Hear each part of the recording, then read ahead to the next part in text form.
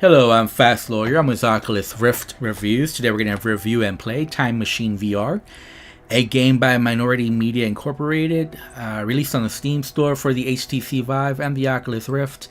It normally retails for $29.99. I got this on sale, the Steam 2017 fall sale, for about $10. I think it was like $9.89. I don't recommend this at the normal price. I don't think there's enough here to recommend at that price. But on sale, I think it's a good deal. Beware though, as you notice there from the options, there is this privacy setting. And I highly recommend you turn off the data collection to opt out, because I don't know much about this developer, Minority Media Incorporated, but I can tell you they haven't updated anything in the game for quite a while. So for all I know, they've already sold the company to some third party, and who knows what that third party would be doing with your information. So definitely opt out. Don't give them your information. As far as the other options, there is only like a resolution scale for graphics, and I think for the sound options were very limited. The only thing I did was I turned down the music. I do recommend this game, but there are some things you should know before buying, and definitely it's a buy on sale recommendation. It's not a buy at normal price recommendation. I don't recommend it at the normal price. I think $30 is too much. It was too much back then. It's too much now. And this game does have a mixed review status on Steam, and I think it's well deserved because of all the issues. The biggest issue, if you're on the Oculus or Windows Mixed Reality, is that your motion controls won't work.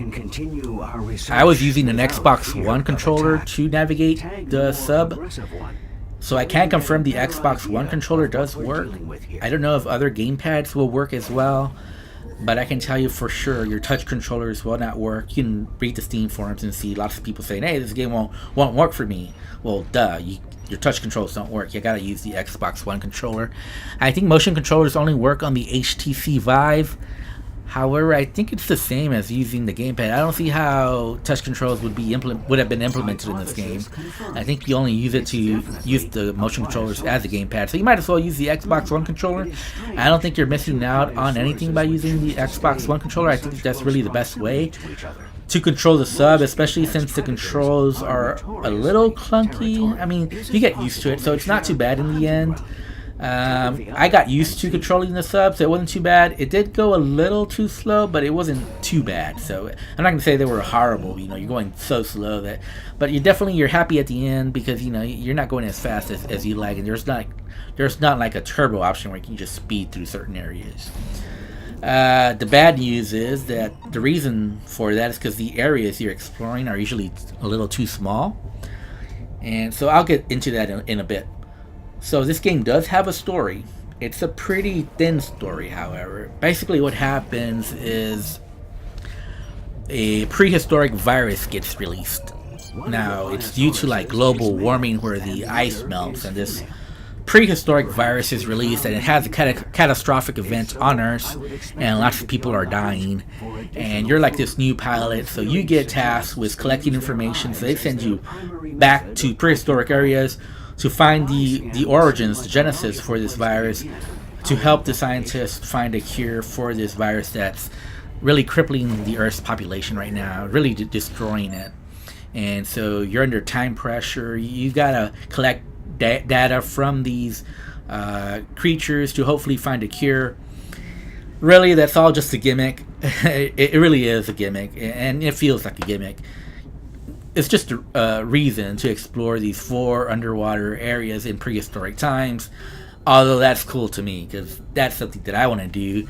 So if you're interested in Jurassic Park, you're interested in dinosaurs, you're interested in prehistoric times, this is definitely something that you want to buy on sale because it is good for what it is.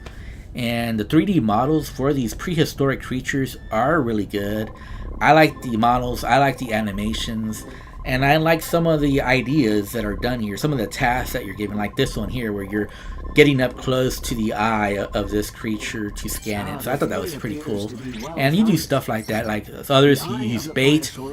The reason you can get so close to this creature is because you do have this slow time ability. So you do use a lot of slow time ability to get close, but because you can get killed, sort of, in this game. So what happens is, if you get too close to one of these creatures and they attack your sub, it basically just resets the game. You just go back to near the starting area. So it's not too bad, and the restarts are pretty quick. Now there are some load screens when you're first coming into the environment, but when you get eaten or whatever, it's pretty quick. So it's not too bad.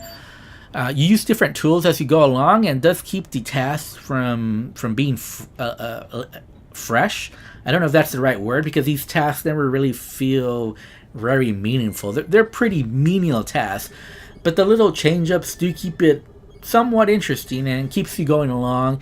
And definitely some of the stuff that you see and do are pretty cool, and I did have fun doing them. So I'm not going to knock it down too much there, because, you know, like this, you're scanning the insides of this creature. That's pretty cool. Extraordinary. And so I like that.